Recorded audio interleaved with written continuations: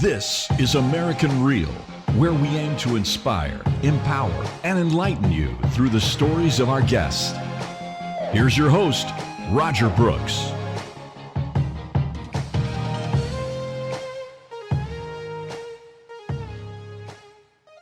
We go through something so traumatic and we hit rock bottom. If you wouldn't mind sharing a little bit of your low point, if you can.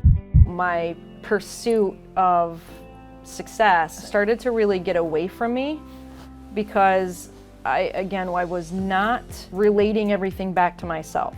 It was for the clients, for the employees, for my kids, for my husband. After doing that for over a decade of entrepreneurship and kind of sometimes failing to see those wins and those successes and really connecting it to the present moment instead of kind of bringing it back and going, whoa, this is great, this is enjoyable. Now that I realize that I'm actually in love with that pursuit and that process, that's truly what I enjoy doing and not so much about the finish line anymore. It really isn't.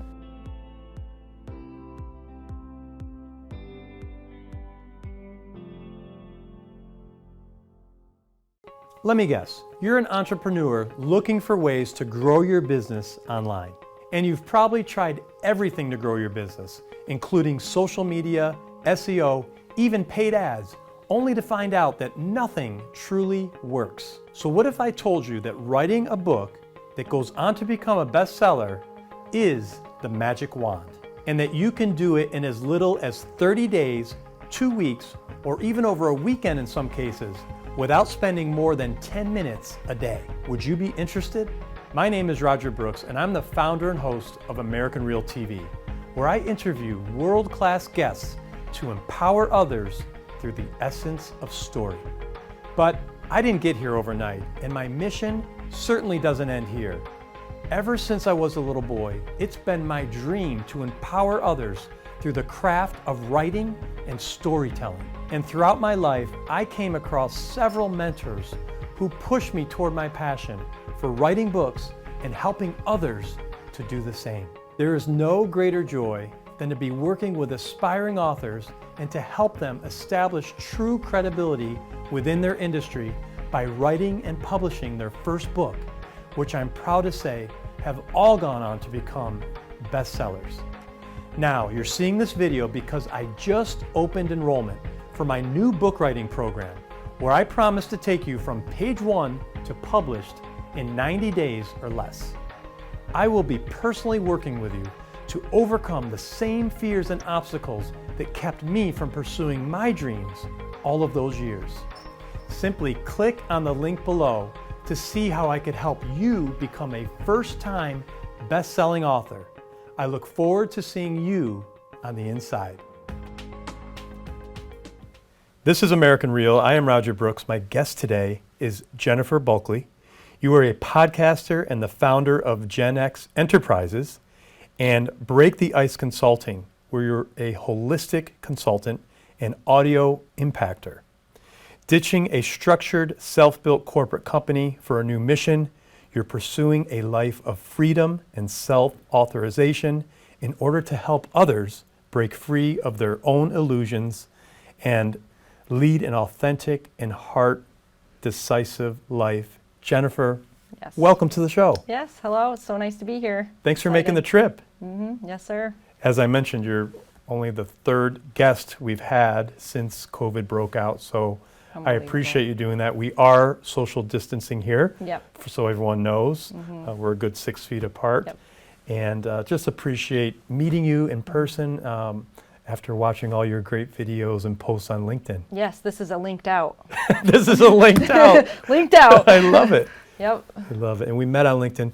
Talk a little bit about LinkedIn and how that's impacted you. And I know that I'm starting to watch your progress and your growth. You know, it's really amazing. Yeah, I think LinkedIn has been a huge game changer for me overall, and it's so interesting to think how a business networking platform, kind of AKA social media platform, can have so much impact on someone's life personally. Because for me, I was never big on social media at all because I'm just an actionable person, so I'm not really one to sit and do things that don't really serve a purpose. Like, reading a book is reading a book. You're getting information. Going out and jogging is health. Going out and knocking on doors and making sales those are action items. So like, I was never one for like video games or too much TV, and social media to me was like, I don't want to see like how bad the world is and things like that. So I was like, had a profile on LinkedIn, but I never really did anything with it. And so I don't remember exactly what happened. Oh, I know. I was trying to get with the current age of advertising and marketing. So I was like, you have to be on social media. It's another way to get lead-in traffic for your business and to network. So I thought, well, let me get on there and let me try LinkedIn. Let's just see what this is all about. So I just basically started scrolling through and realized it was much more of a learning platform. And so I'd click through on articles and I'd start reading articles, and I'm just starting like, wow, this is really neat. It's kind of like having a big magazine at your fingertips, and I'd see something and I'd like it and things like that. And once I started like feeling myself actually resonating with posts and engaging and commenting and having dialogue with people, I started creating bonds with people. And like following people, and like they would follow me, and like having these exchanges and this dialogue was really fascinating because it was like good stuff. It was interesting stuff. It wasn't just like, okay, here's a news post on, a dog getting abused or something like that, which I can't stand that kind of stuff. So for me, then once I started following people that I could see their messages were inspiring and they were encouraging, it really opened my eyes to sort of this virtual mentorship kind of world. So I found myself being mentored by people who had no idea who I was, but I was watching them, listening to them, hearing their stuff, and becoming intensely motivated, encouraged, and inspired by what they were doing. So then to me, I was like, this is incredible. I'm getting an incredible amount of value, which started to make me feel slightly guilty, because I wasn't posting at this point. I wasn't giving any value back into the platform. So I was like, all right, I've got to figure this out. Like, I've got to create posts. I've got to start taking a lot of the knowledge I have inside me, just like I see these people have their knowledge, and sharing that knowledge to see how I can help other people, their light bulbs go off, and something that would help them. And so I started creating posts, and it started going pretty good. I got some decent engagement and things like that. And for me, it really wasn't so much about like engagement. It was just about like, is this valuable? Like, is someone going to see that this is like a cool thing that they can take something away from? And so I did that for quite a bit. Didn't really get too much into video, a few videos here and there. But I really wasn't that comfortable doing a video because I always felt like you had to have like a script, like you had to know what you were going to say, and you had to kind of be like on for it. And so that was uncomfortable for me because I'm pretty much like a spur of the moment kind of person. I'm not really one to have a script. So I shied away from it. And then I unplugged pretty much from everything, because I'll take breaks and I'll unplug from stuff. But I unplugged for about 2 or 3 months, pretty much completely. I would just go in and support a few key mentors like I was talking about, to make sure I was like still supporting them and like catching a few things of theirs, but I pretty much stayed away from it for a while. This was just before like the pandemic. And so I was working on projects, and my projects were basically selling my partnership in the company that I had built and getting geared up, research phase, to start a new business. And I wanted to write a book too. So I'm kind of got these side projects going. So I was like, well, I don't really have time to get on, I don't really have the time to be on social media. Like, it's kind of a time suck versus a needle mover. Right. And then the pandemic hit, and then I got concerned, for society and my fellow connections on LinkedIn and friends, and I thought, well, I better get back on there to see what's going on and how I can start helping people through this quarantine. I mean, everything was just going to heck in a handbasket. So I'm like, I know I'm a voice positivity. I'm like the perpetual optimist. I'm like, let me jump on there and let's see what's going on, see where I can help. And no sooner did I get back on there that Rob Howes invites me into the 30 Days of Video Challenge. And of course I'm like, well, there's no time like the present, right. And if I take a challenge, I take a challenge. I'm going to go all in, I'm going to go all the way. And So yeah, every day for 30 days I had to post a video. And the core values of the group were education, encouragement, and inspiration. So I was like, okay, those are the core values of this group. So that's what we're doing in these videos. We're going to spread these messages of basically strength for everybody out in the world. And so yeah, I just based my content around messages of strength. That's and so just, awesome. Pooled from my own experiences and kind of put it out there. And 30 days straight, like, okay, what am I going to talk about today? What am I going to say today? And it was just whatever was going on in my life at the moment is basically what I would talk about. So that's, the source of content creation for me. It's just literally whatever I'm kind of experiencing or I have just discovered or just kind of went through. Then I'm like, okay, I know what I can talk about and it's going to hopefully help somebody. So let me ask you, did you do all this naturally, organically, or did you have some instruction? Organically for the most part, but I'm obviously, really observant. So like I could see kind of the way to create content and create engagement, which is, you obviously have to have some kind of stop, attention, hook, type of thing, and then go into whatever it is that you're saying you're going to give to the audience, and then, either saying, hey, do this, maybe ask them to try this week and see what you think, or remember this, or I hope that you use this, or maybe this will help you. So, but I do have a virtual mentor, Stephen DeSadie, and I'm in his Soul Shifters group. And so in that group, he gives so many tools. So like the big thing is, how are you going to impact others, and how are others receiving your impact? So he likes to create a space where people get a little bit of those extra tools to kind of narrow in their focus. Things like being natural, pretending that you're just talking to another person on the other side of the camera is just another person. Because if you look at my first video that I did on LinkedIn, it's not very good. It's like I'm really, to like now where I'm totally fine with it. Like it doesn't faze me at all. That's just great. Yeah. And I don't know, there's something about LinkedIn that I just love compared to the other platforms. And I don't know if it's the professionalism that's there, the caliber of folks that are there, because it seems like, at least in my world, many people are connecting for reasons that you've already outlined, and that is to inspire or to be inspired. Yeah. And it's just a wonderful thing for that. And how long have you been active on LinkedIn? Yeah, so I guess right around 2 years. Okay. Yeah, so even though I've had a profile for probably 7 or 8 or something like that, yeah, I would say active, we're just about coming up on 2 years right now. And what would you say to people who have not yet taken the leap, that have been like you, they've been on for 5, 6, 7 years, but haven't really engaged? I think it's up to them, because it's wherever you're spending your time. Like if you, for instance, LinkedIn just happens to be my thing for some of those reasons that you just mentioned, the professionalism, the more of the networking part, where it's not a reel of ads in weird news and all kinds of crazy stuff. It's a place to go to get education and to network with others. So for me, that's what I like, that's what works. If somebody else is king or queen of Facebook or king or queen of Instagram and that's their sweet spot, that's probably where they just should stay.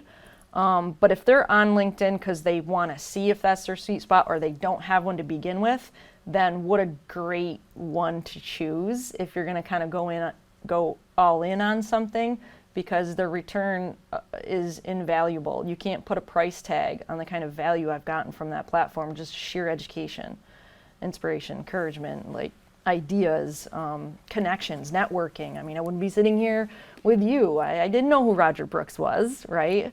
So it's a major, I would just suggest that they start, if it's something they want to go all in, then start engaging, start creating posts.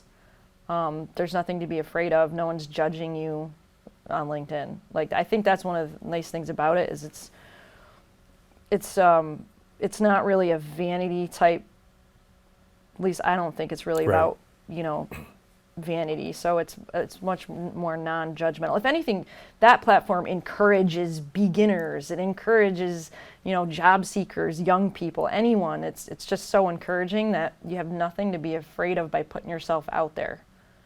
And I'm excited for the future to see what happens to folks like you. Me too. And myself, who are kind of just getting started, Yeah. over the last couple of years. We both have a lot of friends on LinkedIn that, have several 100,000 or 1 million followers. Yeah. And it's just life-changing from the standpoint that you really can make a significant impact with your posts. And I think it carries somewhat of a responsibility. Oh, yes. With it as Yep. well.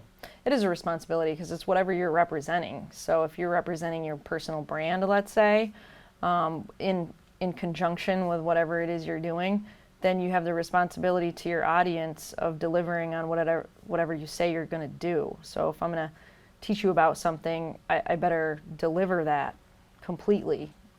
So that's the responsibility part. 100%. I saw you did a midweek check-in this week, which was great, by the way. And you talked about freedom of location, which I found interesting in and of itself. I encourage people to go watch that video. You talked about where you spend your time and where you want to spend your time. And you talked about things like in your own personal space in your apartment, taking off your shoes, Yep. Making sure, and if you have an office, that it's, almost like sacred and clean. And I thought that was really cool.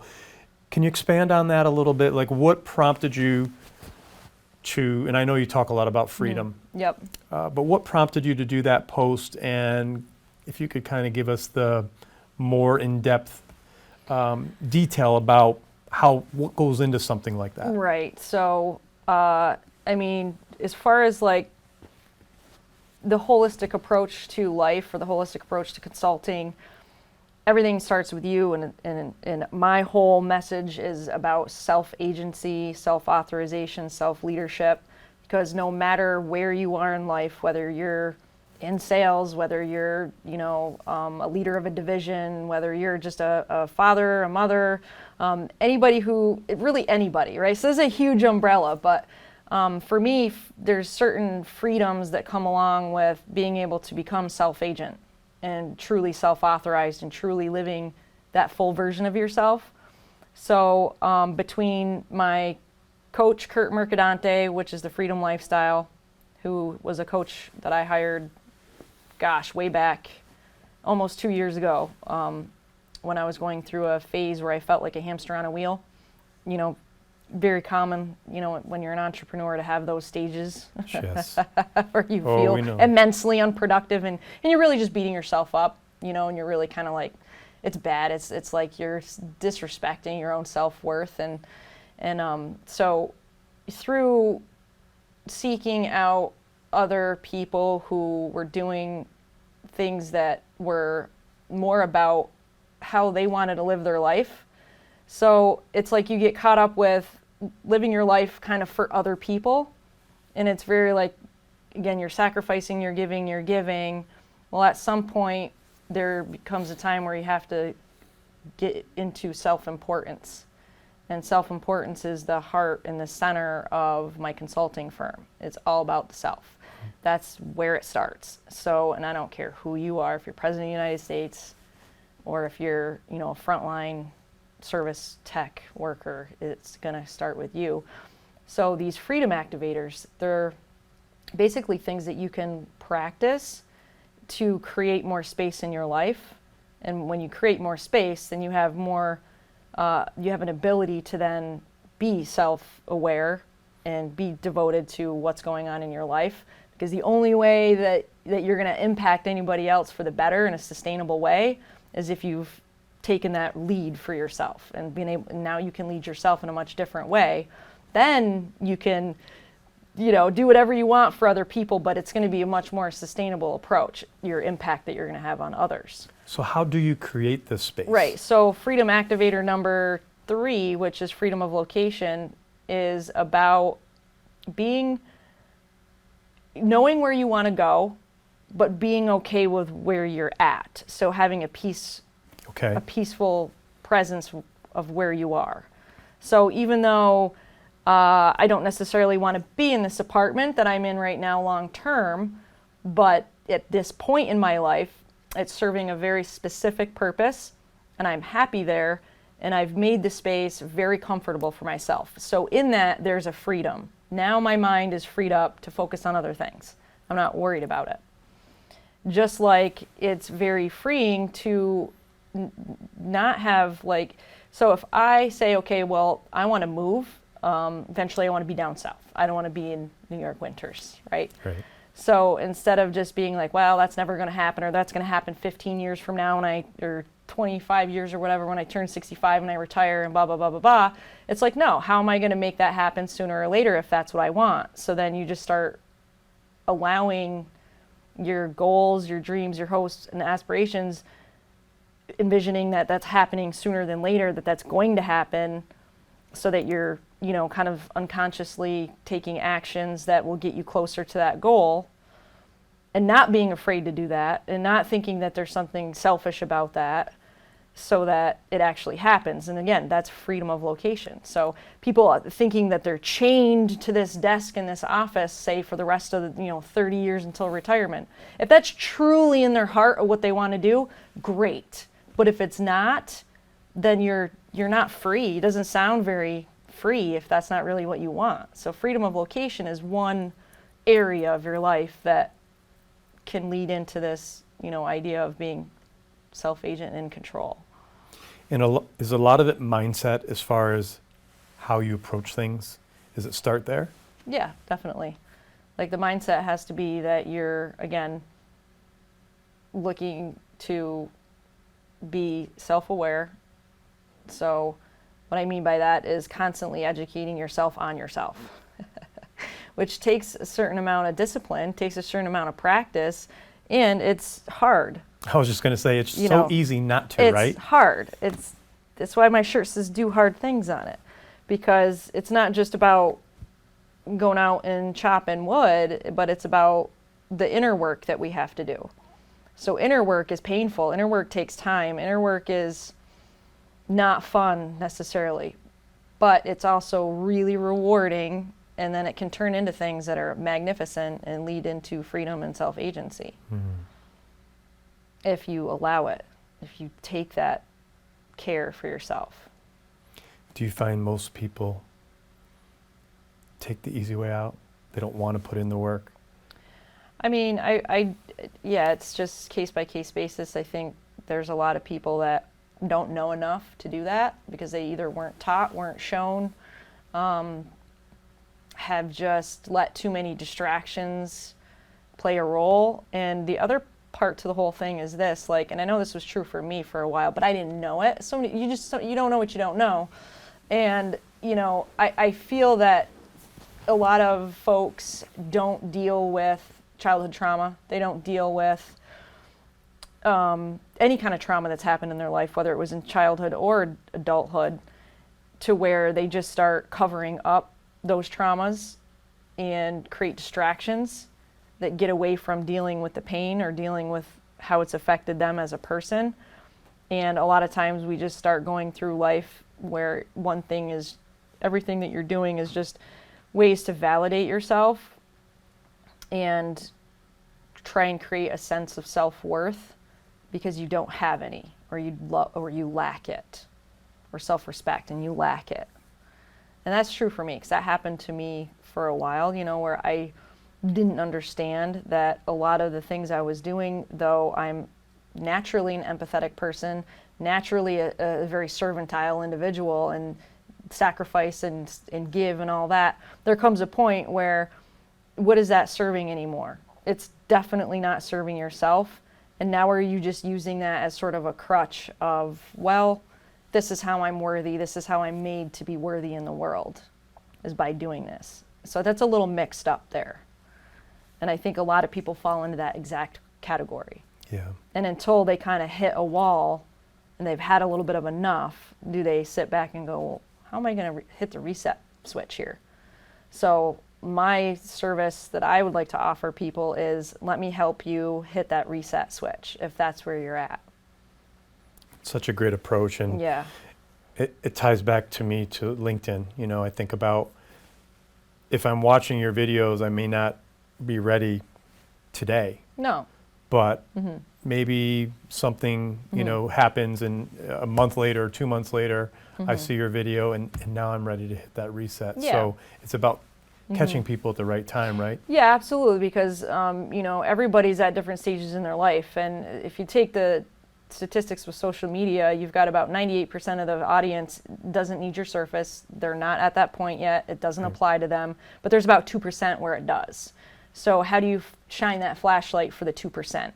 So you've got to have this big beacon, this, you know, spotlight for that 2% to come in and see it.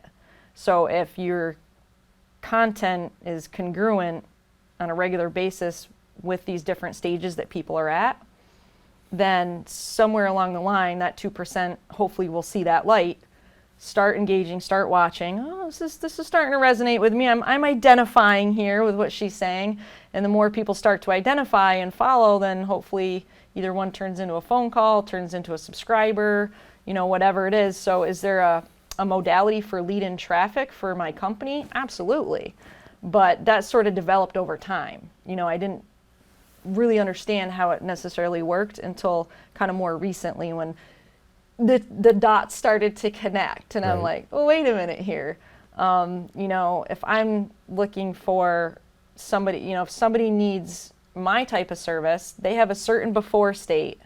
They have a certain, you know, which is going to be their identifier, like a certain before state. They're going to have a set of objections for themselves, like, you know, I don't have enough support. This is selfish if I seek, you know, outside help. Right. Things like that. So those objections, and then they have the after state, which is where I want to see them go. And so if I can kind of shine a light on all three of those stages, somewhere along that 2% is going to say, oh yeah, that's the after state I want to be in, or that's the objection. I've been saying this to myself for 6 months, that how on God's earth could I, you know, justify work on myself? Yeah, and I really want people to take what you just said to heart, because I think that cuts through everything. Where when we're on social media, or when we're, you know, trying to promote our business, that's kind of the afterthought. We should be doing it because it's the right thing to do. But knowing, you know, and knowing and having in the back of our mind that we're, you know, hoping to reach that 2%. Yeah. That we will reach that 2%, but you have to stay consistent in your messaging in order to do that. But don't do it for any other reasons than for goodwill. Yeah. Right? Right. Yeah, I mean, the whole thing is you're giving away all kinds of stuff that you're creating. You're creating it for free. You're giving it away for free. There's so much that you give that by the time we get into somebody who might be in an enrollment phase where they're going to pay you money for access and accountability, that's really a different scenario necessarily. So shining the flashlight, it's super important, because if you ever are going to actually help somebody where they've truly enrolled and they want that access and accountability to where their life is changed, there's no, you know, yellow pages really. I mean, sure, the internet, but I don't know. I'm learning, so this is sort of what I see as the way that's gonna kind of work for me, as one way. Because how can you truly make that huge impact with somebody unless they've gotten to that point where they're ready for the commitment of access and accountability? Yeah. I mean, because for me personally, I got tons of value from LinkedIn to where I don't need to pay really anybody for a lot of stuff because they're giving it away for free. But when I had a really specific goal in mind and I wanted an accountability partner, I paid for it. And that value from what I paid for with my coach, invaluable. I mean, I don't even know how to repay this person for the kind of money I was given for the type of things that it helped me with. The great thing about it, life-changing things there isn't really a price tag for. Yeah, great point. But what I love is that now that you have that knowledge, you'll be passing that on to others. Oh, You'll be able absolutely. to Yep. be an accountability partner for someone who's Right. now looking to you. Right. So that's how it works. Yeah. That's how I see it working. Yeah. That's how it works in my Absolutely. world. Yeah. And exactly. it's just a wonderful thing. And I think more and more people are figuring it out, whether they're doing it like you did, or maybe they're taking a course to figure it out, whatever it is. And in the end, it's helping people. Yeah. And it's just amazing to Yeah, watch. and I think it's the helping people part where you're helping people so that they are be able to help themselves, right? So like I just want to be a people helper. Right. Well, really the back end story is that you're creating Great a way point. for them to be self-agent and be able to help themselves. Goes back to what you talked about Right, earlier. which is like for a consultant that's claiming to be a holistic consultant. There's something in that I don't know. I don't really know a lot of other consultants that do it the way I'm doing it. I think I kind of, to some degree, have manufactured this, right? Because it's pretty specific where the only things that I'm going to take somebody through are the exact things that I'm either going through myself currently or have already been through. So there's no it's not advice in the same sense of, hey, I read this somewhere, this is the way to do something, here you go. Well, you can look online for that, right? If I need to just know how to do something. So for me, it's a different way. It's like I've done this myself, or I'm going through it right now, and this is how it works. Talk about your low point, if you can. Like you mentioned it earlier, that you were like the hamster on the wheel. Yeah. Yeah. But because I think it's important for people to understand with your story, and this is how many things in life work, right? We go through something so traumatic and we hit rock bottom but then we come out and we triumph, and now we want to help others do the same. Yeah, sure. And that's exactly what it sounds like you're doing. So if you wouldn't mind sharing a little bit of like how was the struggle, and Yeah, so I mean, basically, it wasn't necessarily that anything traumatic happened. There was some personal stuff that I definitely was going through around the same time that I won't necessarily get into on here. Nothing bad, just personal relationship, significant other issues, and so going through that at the same time, going through what I would say is really just the entrepreneur's trap, the entrepreneur's struggle at its fullest head. So my pursuit of success and pursuit of that next level and that next step and that next phase started to really get away from me because I was not relating everything back to myself. It was for the clients, for the employees, for my kids, for my husband, for this future version of myself. Constant living in the future, which is good when you're an entrepreneur, that you're a hunter of the future. Like it is a game of pursuit. But I wasn't recognizing that the finish line that I was setting up for myself was the process itself. It's kind of the cliche, the joy is in the journey. Well, I was missing the mark really bad with that. And it was like, I just kept seeing a finish line and trying to go after that finish line and not realizing, again, that the trophy, the winner of the race, is the race itself.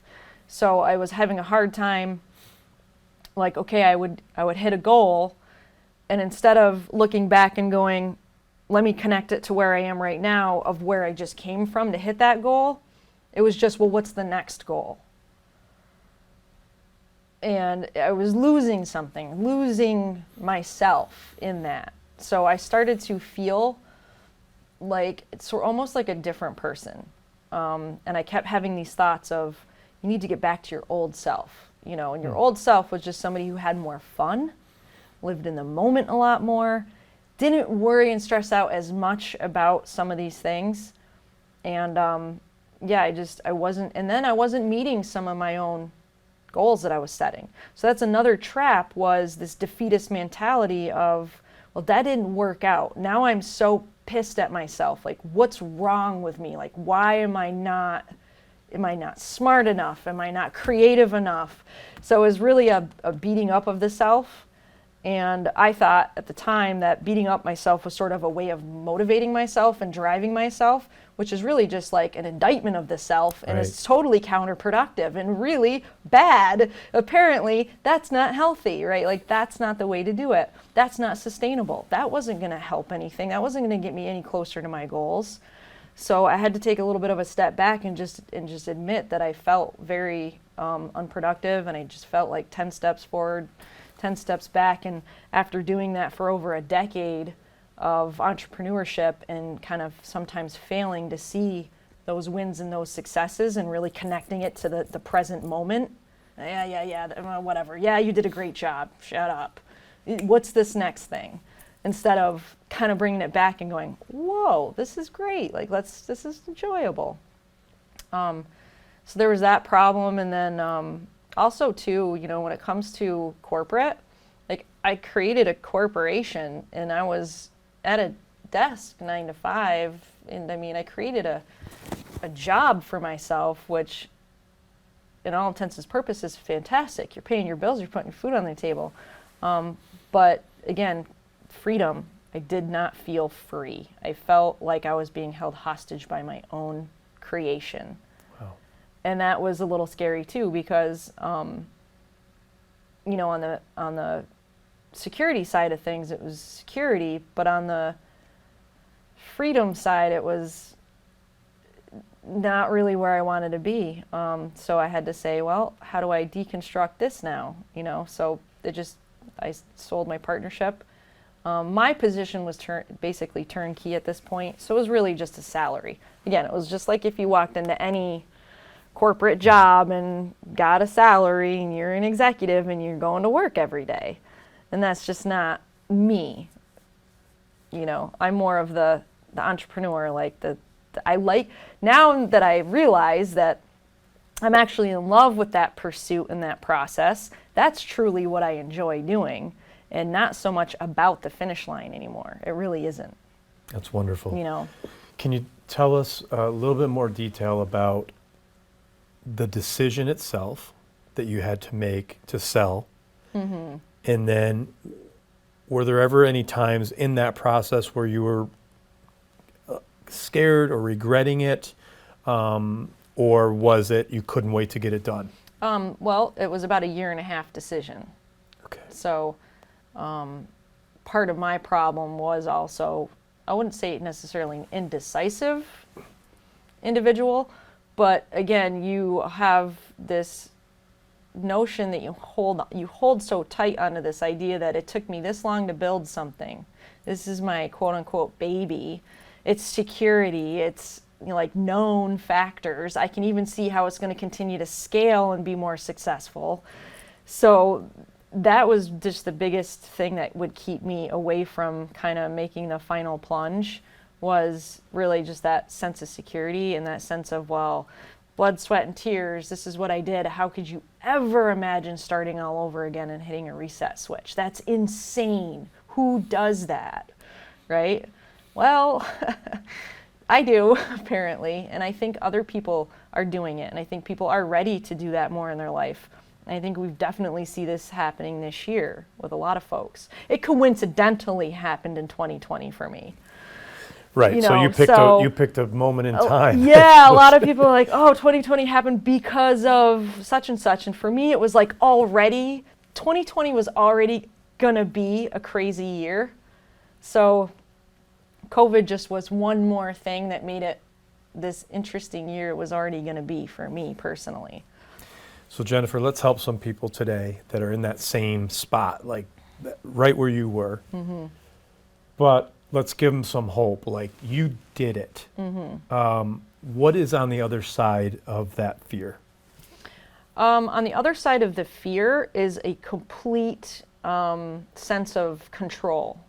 Because when you defeat a fearful decision, when you make decisions and you were scared, even though you knew they were probably the right decisions for you, and you get over that, there's a sense of control there because you did it. You didn't let the fear control you. You didn't let the external world control you. You didn't let other people control you. You took the reins. So sometimes you have to step back from success on paper and step back and say, is that success on paper really success? It is on paper, but for me internally, it isn't necessarily. Awesome. No, and that's a great way to look at it. It's self-authorization, it's control. Mm-hmm. Because success on paper is just that, right? Mm-hmm. It doesn't mean... Yeah, and no one can take it away from you either, which is the nice thing too. It's like, just because I'm now not doing something doesn't mean that I didn't do it. Right. I'm just not anymore. But you can still celebrate everything that you did accomplish. Just because you walked away from it, it's still there. No one can take that away from you. The one thing about this conversation that keeps coming up to me is that, like, we have this monkey mind, right? That is constantly on. Doesn't matter if you're your age, my age, Roger's age, it is constantly there. And it's hard to shut off.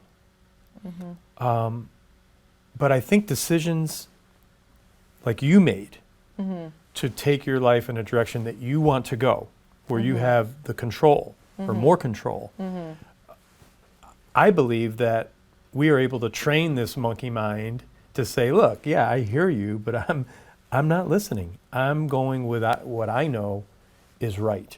Yeah. Do you feel that? Yeah, I think that's kind of like the intuition piece. So I think that's more of the spiritual side of things. So, the monkey brain serves a purpose for survival. Obviously, being humans, being mammalian on top of that, it serves a purpose for survival. And for all purposes, you think, well, isn't security more important than these desires? And then you have to say, well, spiritually, I feel differently. I feel like I need to be fulfilled. And if I'm not going to be fulfilled, I'm not going to really live up to who I really am. And who I really am is much stronger than the monkey brain. That's, again, that's just one piece to our incredible complexity as a creature. So in order for, I would take it there's a whole other direction I can take this as well, which is the soul experiencing itself through the human form.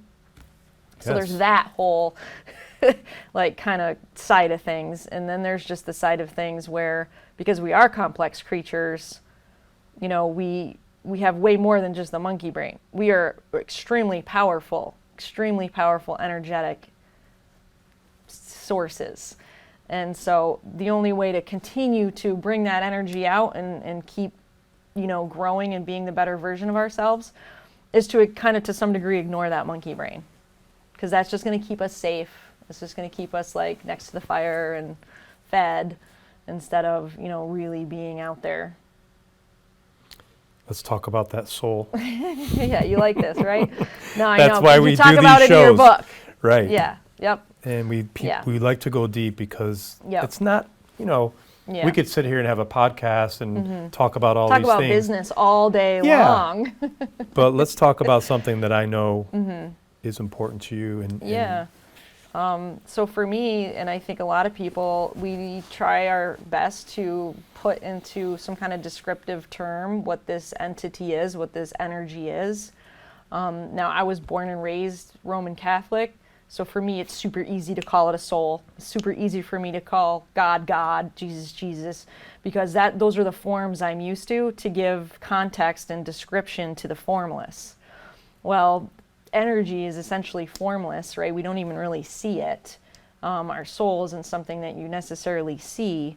None of this stuff really is. So that energy source is, in my opinion, the soul. And the soul has to, in order for it to experience its own energy, it has to have a container, which is, in this case, the human body.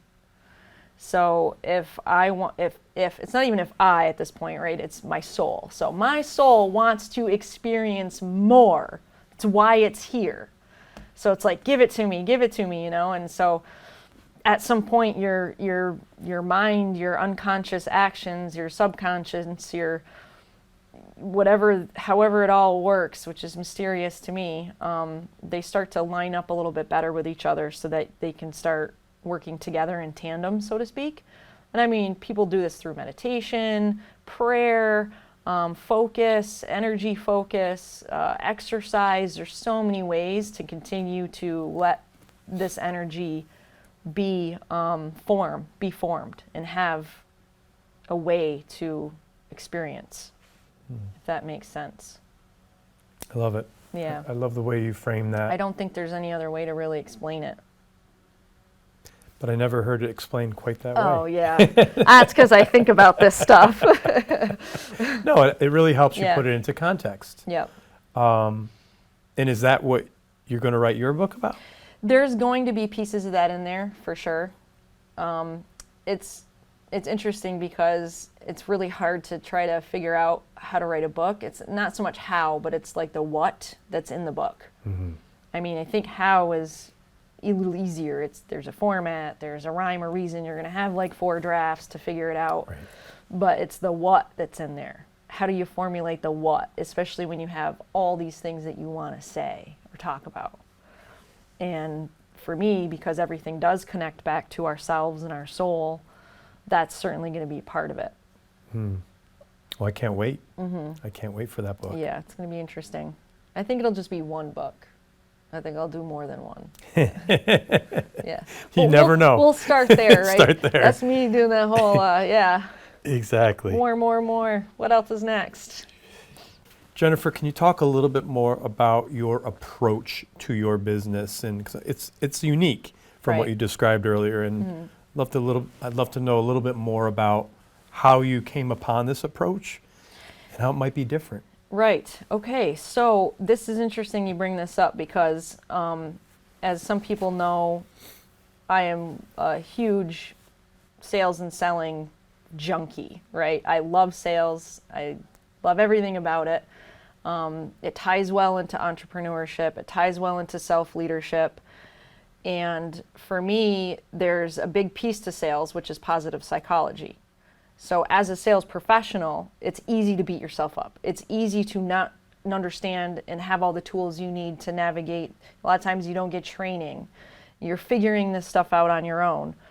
And, you beat yourself up a little bit. You get an attitude of defeatism. So it's a defeatist mentality is what I call it, or what it's called. And it's a state where you get so many no's or so many fall throughs or competitors or whatever the story is, to where you start to feel like, is this kind of hopeless? Or you start to feel like you're a pest to prospects, to clients and things like that. Whereas the approach to it is that you're helping. You're there to help.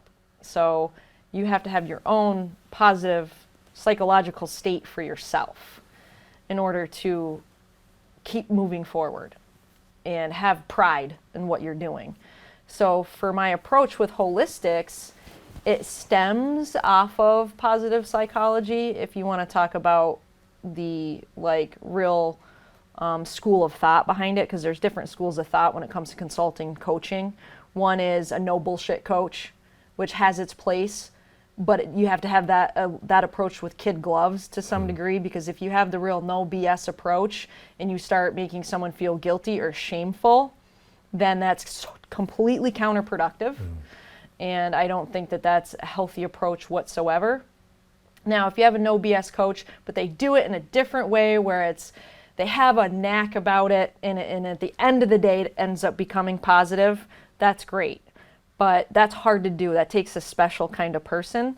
And that's not me, right? So I'm not really the person that's going to be like, blah, blah, blah, blah, blah, like, and try and drive somebody through a competitive nature.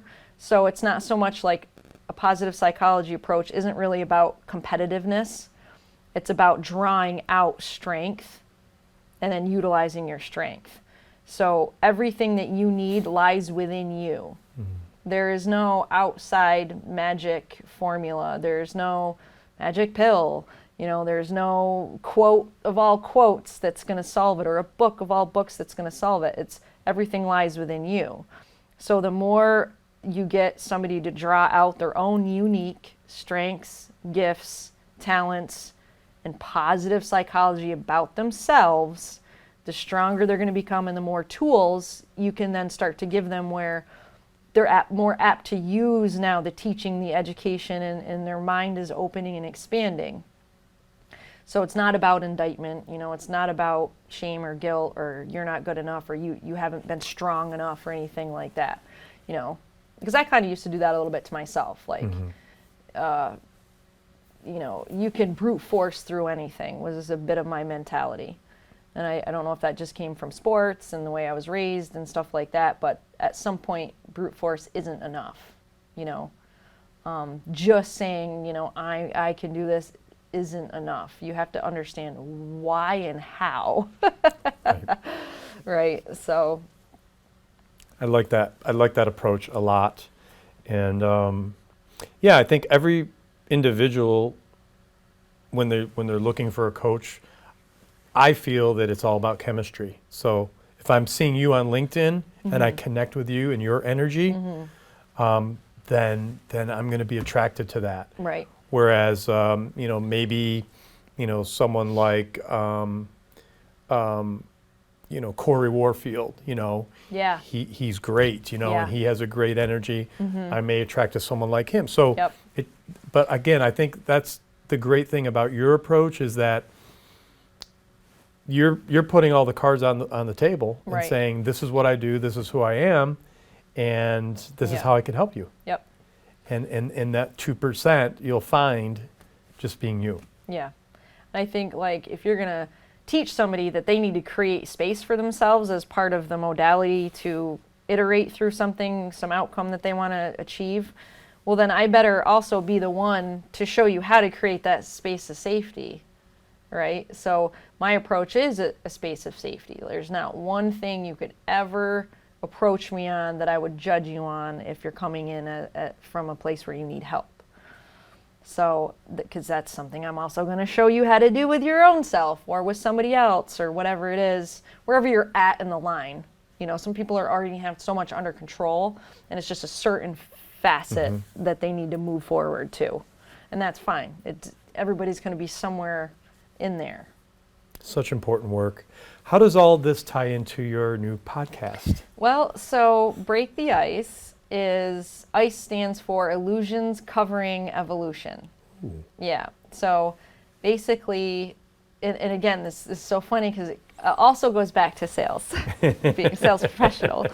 I learned early on in my career in sales that the sooner you connect with somebody, the sooner the whole process goes along, and the more you can break down those walls and have regular conversation. And when you say connect, what do you mean exactly? So what I mean by connect is, like, you're not putting on any kind of airs. You're not trying to have any kind of like fancy strategy to your sales approach or tricks or anything like that. So it's just you kind of authentically showing up and having a conversation with another human being. Okay. Now, do you have a process you need to follow? Do you have check marks that go along with your sales process? For sure. Or you could fall down horribly with not collecting enough information, let's say. So I'm not saying there isn't a process and a structure, but your initial connection should just be really just a normal, human, open, honest conversation.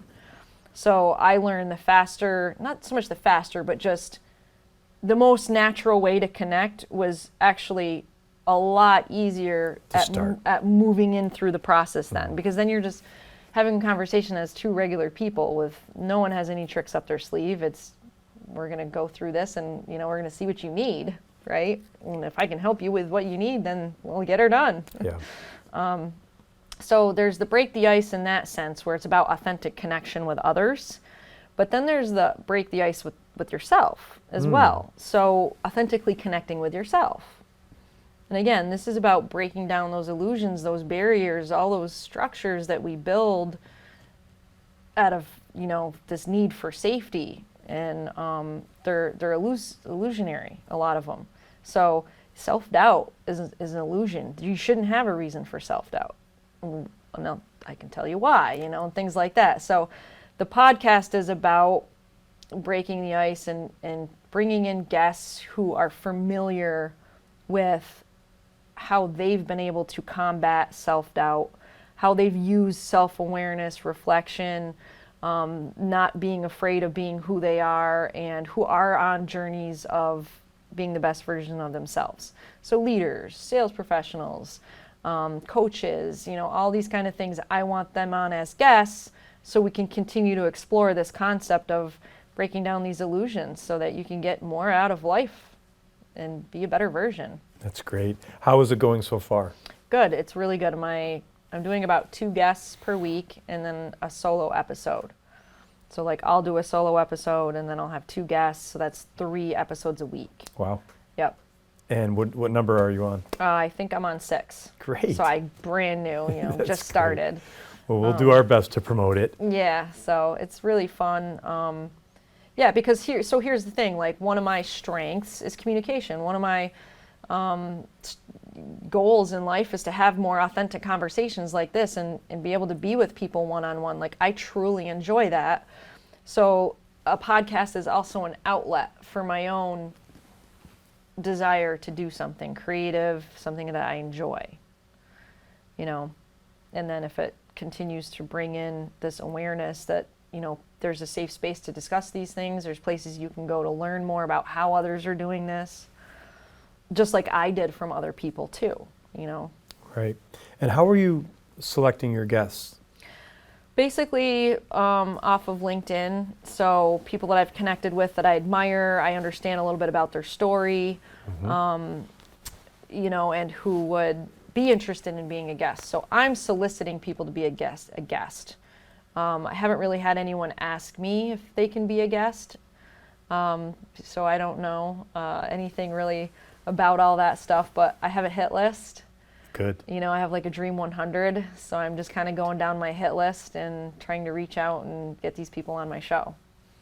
Well, I don't know if I told you, but I studied under London Real. Yeah. And it was an intense 8-week course. It was 3 years ago when podcasting was less known, and there was more to it. And I think today, good for you, you could make it happen pretty quick and efficiently. Anyway, one of the things that Brian Rose taught us is never interview anyone who asks to be interviewed. Oh, okay. Unless it's coming from, say, a third party where that's their job. Right, okay. To bring someone out who wrote a new book, for example. Sure. But I don't know about that. I tried to stay true to that. There's been some people who reached out to me that I interviewed because I wanted to, but that was just an interesting thought. I wanted to because bring up. I've been a guest on several podcasts, and they asked me, "Hey, do you want to be a guest on my podcast?" And I'm like, "Okay," because I'm not shy, so I'm like, "All right, that's fine by me. This will be fun." So I just figured that's what you do. You go out and you see who you can get on your show. Yeah. No, who you think is going to bring some relevance to the messages that you're trying to promote and to your so-called audience that are going to end up being your audience. Yep. I don't know. And I love the idea of your Dream 100 because that way you could put, these are the people I really want to aspire to interview, and you'll hit them. That's the fun part about this. That you'll start checking off, those people, and it's fun. Yep. It's fun. Roger and I have had a chance to go to California, and we took the set to North Carolina and New York City. Yeah, I was going to ask you because some of your guests, it's not like they're all coming to Bimington. Yeah, right? no, they're not coming here. Right, so we have to get on a plane or drive. Right. But you must travel too. Yeah, so it's fun. That's awesome though. So you're enjoying it, right? Because you get to travel, you're meeting all these people. So you're living your own dream. It is the best. I think podcasting is the best sales tools, speaking of sales, for any business.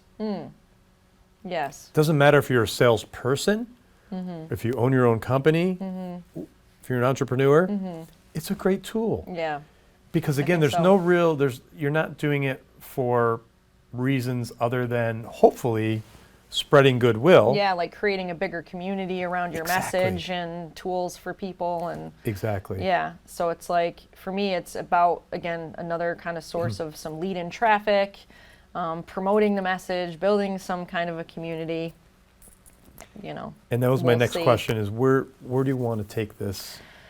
I'm not 100% sure. I think I'm kind of letting sort of things happen a little bit. I want to take the podcast and I'm going to continue with it. I don't know if I'll go much more than 3 episodes a week. Maybe at some point I'll be 5 episodes a week. But it's certainly something that I feel passionate about, and to the point where I might even end up with a second show. So it's Break the Ice podcast right now, and I've got a couple ideas of a couple of other shows. It just means that's going to be more part of your life and more time spent to it. So I have to see how that goes. But yeah, it's definitely I'm definitely sticking with it, that's for sure. Well, I'm happy that we caught you at this stage because it's right in the really beginning. Yeah, I'm in the reset. You know, maybe you could come back in a year or so and we could see fun. Oh man, the that progress. would be cool. Yep. The progress. So about a week ago, you posted this.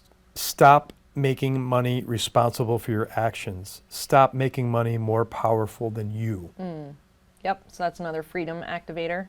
What did you, if you could expand on that. That was free. So I have 2 favorite freedom activators, and the first one is freedom of time, and then the last one I'll do my 5th video on, which is freedom of relationships. Okay. But freedom of time, and then there's freedom of money, so that's this one that you're referring to. Mm-hmm. And basically what that is, you know, a lot of people, they have this, it's not like they know money isn't a real thing, but you know, the whole monetary setup in the world is a gigantic illusion in and of itself. So the monetary system is cracked. It's never going to be sustainable long term. At some point, we're going to look back at this time and go, we were primitive, right? So it's an illusion, but whatever, you got to play the game. You're in the field of time and reality.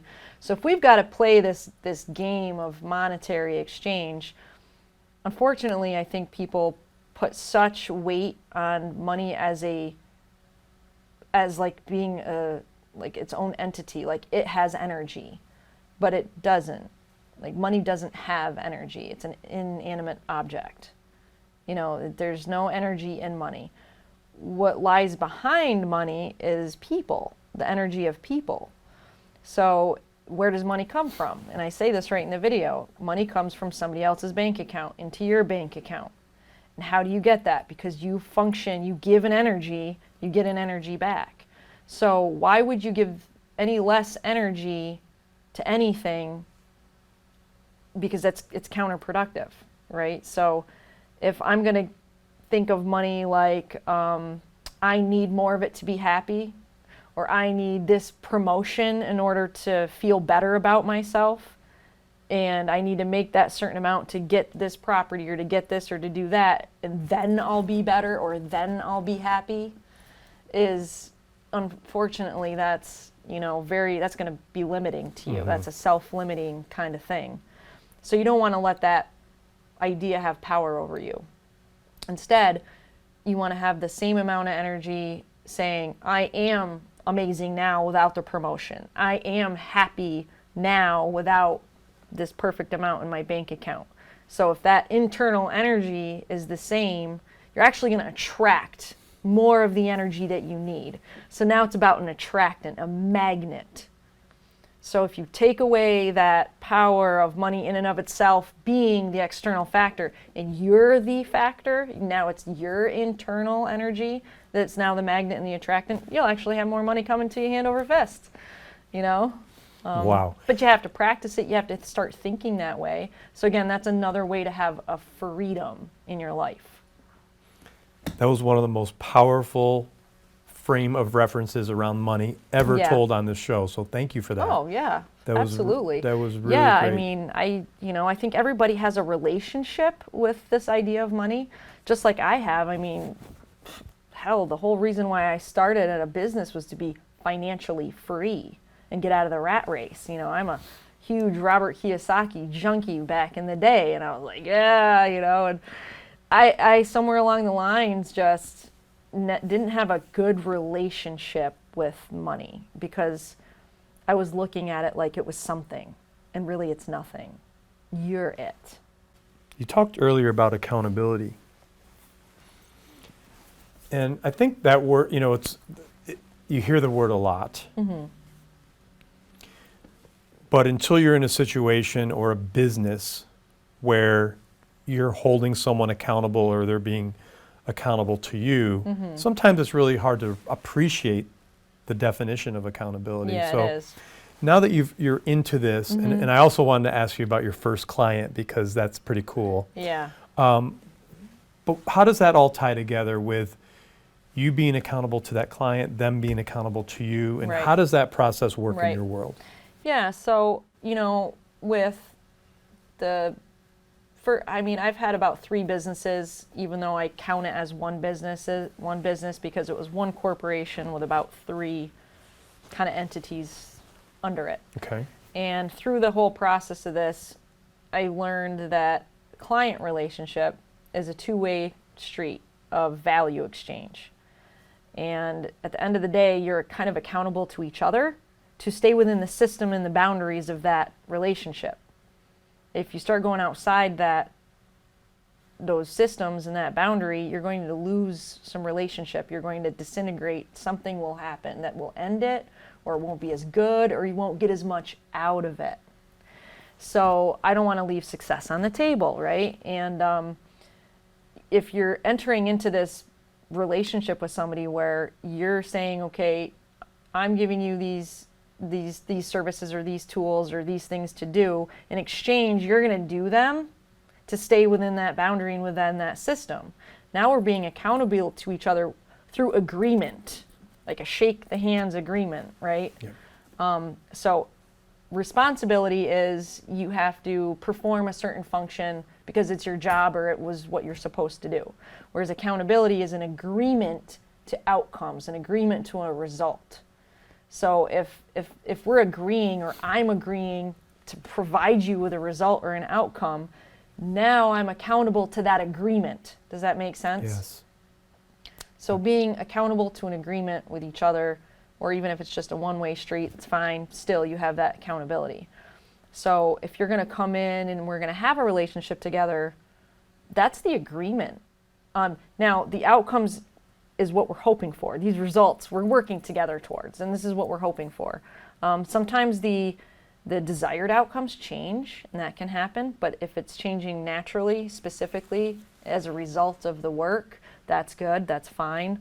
If outcomes or results didn't happen, and this hasn't happened to me yet, but I've heard someone recently talk about this, there's still going to be an outcome of some sort. And maybe the outcome is this wasn't the right choice. There's going to have to be another direction. What happens if someone stumbles? What do they do? So if I'm accountable to you, Yeah. and you say, by next week this time, try to accomplish X, Y, and Z. I'm not doing my work. I've done nothing all week, and I'm just being lazy. What does someone do in that case? Being transparent to the person they're accountable to. Like, what do you suggest they do as far as how they handle the relationship and, being forthright? Right. So I think if they're coming to you and they're being honest and they're saying, look, I didn't get such and such done because of such and such, there's going to be some leeway there. Maybe we're going to have to look to another way to do it, or maybe you just need more time. And then we're going to have to agree to what that more time is. And if it perpetuates, then there's not much I can do for somebody at that point. I'm not going to take their money anymore, that's for sure, because there has to be a participation. If there isn't a participation, then, I don't want to sound mean, but get out. We're going to try everything we can and we'll try different ways, but if it just comes down to being somebody wasn't really ready, then they weren't really ready. Yeah. One of the reasons I asked the question is we have a book course that we offer. We teach people how to write their first book, and several people are gung-ho in the beginning, but they struggle with the accountability part, and they're not putting in their their time. And in our program set up where it's kind of baby steps, where we're asking you to write 1 page a day, 2 pages a day. And that's your accountability. That's you giving that over. So like same thing, like I'm telling you that I'm going to hold you accountable in the sense that I'm going to continue every single day, whether that's an email, whether that's a phone call, whether that's a message. Hey, did you do this? Or hey, here's this. Here, this will help. So if it's a constant communication of support and love, that's that accountability factor. And if still there is somebody who opts not to engage back, then they're really no longer a client. They're really no longer a participant. Yeah. And there's that disintegration there. But my responsibility, my part in the accountability is, every single day or whatever the frequency is that we decide that you'll be there. And I mean, that can be email. That can be as simple as a daily email as part of it. Like I just enrolled into software, and every day I get an email and it's great because they're like, this was day 1, here's the video. This was day 2, here's the video. And I'm like, freak, man, this is fantastic, because left to my own vices, we're like, when did I sign up for that? Last month? Yes. Yet I haven't done anything with it. Yeah. So there's that's tools that we could put in accountability place. part, right? Yeah. That's the push, because everybody gets so busy, and it's like, that subscription I've paid for 3 months and I haven't touched. Yep. Versus, oh my gosh, they're emailing me every day. Oh yeah, let me do that real quick. Let me do that real quick. Next thing you know, you're fully enrolled. Yeah. Jennifer, this has been a great conversation. I can't thank you enough for making the trip here. Oh yeah. For dropping so much value on our listeners and viewers today. Just a couple of quick more questions before we let you go. There was one more post. I was watching all these LinkedIn posts, and there's just one more I want to ask you about. It was pretty cool. It was a really pretty picture of a lavender field. Okay, I know the one. Yeah, and there was a quote on there, and it said, "A seed is just a seed until it breaks ground. Then it is something else." Frame that up for us in your world. Okay, so this goes back to, I guess, earlier when you talked about mindset. So growth mindset and self-development, growth of any kind whatsoever, is not evident until there's evidence of that growth. So we can read all the books we want in the world. We can, kind of talk till we're blue in the face about things. But unless there's action that occurs that shows that growth that you're claiming that you've found, then it doesn't technically exist. So basically it's about evidence of growth. So a seed is just a seed until it breaks ground. Yep. So you're just, if you're in a state of growth, that's great, and a lot of it might be, again, like that seed, but until you've actionably chosen to use what you've learned and there's evidence, then it's not truly growth, really, yet, right? Does that make sense? It's so Does that true. make sense? It does. It's Okay, so true. Good. All right. Yep. But yeah, that's what that post was about. I hope people got it. Oh, yeah. I don't know. For sure. Okay. And it was a beautiful picture. Yeah. Yep. Any regrets that you have? I think, like, for me, I don't know if it's really so much regrets. Like, I've always been a believer of not having regrets, because it's just sort of a time waster to Dwell. Yeah, dwell and ruminate and all that, and our shortcomings. But I think maybe it's just more about how long it took me to realize this whole thing about self-importance, and that it's not selfishness to have self-importance and to be able to spend time on becoming a better person so that you can even be a bit, better to others. So I think that for me, I wish I would have known about it earlier on in life. Like, I'm talking about even in my early 20s. So even back then, if I would have had more like knowledge that I have now to tell my 20-year-old self, it really wouldn't be a bunch of like techie stuff or business stuff. It would be more about like, hey, take like an hour every day and just focus on yourself, for crying out loud, and like forget everything else that exists. Because I think I just would have gotten along like more head further at a shorter period of time. Yeah. But that's cool. yeah. And that was my next question. I was going to ask you, if you were to take out your cell phone and call your 20-year-old self, what you would say. Yeah, like spend more time on spend you. more time on you, you know? And that's not in a selfish way. That's just in a way to, you know, you'll end up doing better for others that way. Well, I'm so glad that I was here and had the privilege of being across from you for over an hour. Yeah, this is really fun. I'm honored that my son Roger was here to hear this as well, because that helps expand the young minds. He's pretty wise guy. He's going to get into a circle of friends and be like, well, let me tell you about seeds of growth. That's right. And last question before I let you go. If you were writing a book about your life story, how would you want it to end? Well, how do you see it ending? Oh, gosh. I mean, open-ended, I guess. I don't know. I feel like if I want to see it end, that I'm living every day as my perfect day. So my perfect day being with the ones I love, kind of doing what's enjoyable and having a sense of peace.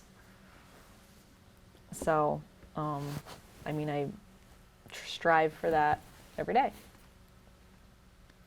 Awesome. So not much, probably totally different than I am now, but different circumstances, so to speak. Jennifer Bulkley, thank you so much. Thank you Welcome so much. to the American Real family. Yes, if this is people want to amazing. reach out to you, what's the best way?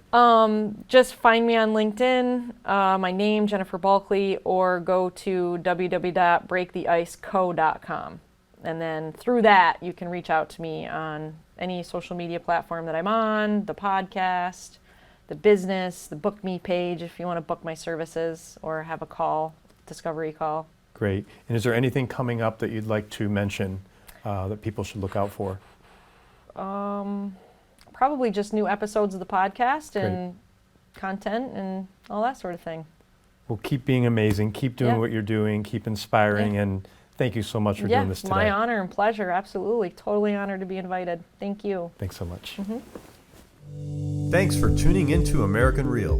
Be sure to visit our website, americanreal.tv, or search for us on iTunes or YouTube for past episodes. While you're there, please rate us or leave us a review, as that helps others find our show.